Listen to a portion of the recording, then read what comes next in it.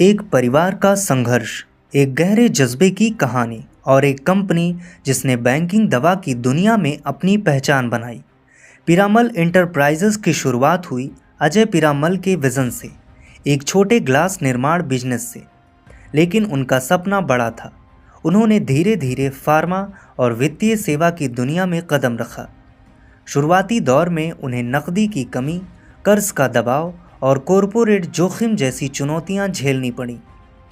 उन्होंने Nicholas laboratories, रोश जैसी कंपनियों को खरीदा और पीरामल ग्रुप को एक मल्टी संस्थान में तब्दील किया। वर्तमान में कंपनी की आर्थिक स्थिति और आंकड़े: मार्केट कैप करीब 25,490 करोड़ लगभग है।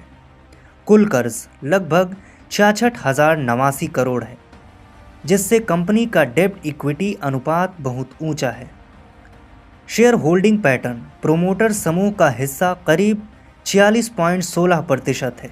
विदेशी संस्थागत निवेशक FII करीब 15.23%, म्यूचुअल फंड्स करीब 8.16% और आम जनता बाकी हिस्सा रखती है।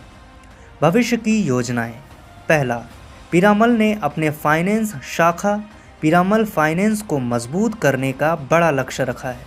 दूसरा, वे रिटेल और MSME लोन में विस्तार करना चाहते हैं, डिजिटल टेक्नोलॉजी और AI की मदद से। तीसरा, कंपनी अपनी फार्मा डिवीज़न का पोर्टफोलियो और रिसर्च बेस्ड इनोवेशन बढ़ाने का इरादा रखती है।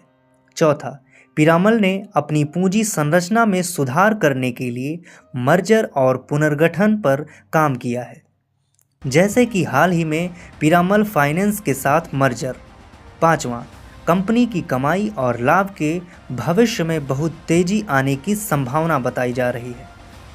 विश्लेषकों का अनुमान है कि आने वाले वर्षों में अर्निंग और रेवेन्यू में बड़ा ग्रोथ हो सकता है। पीरामल इंटरप्राइजेज, जो पहले ग्लास बिजनेस से शुरू हुई थी, अब बैंकिंग और दवा दोनों क्षेत्रों में जुड़ चुकी है।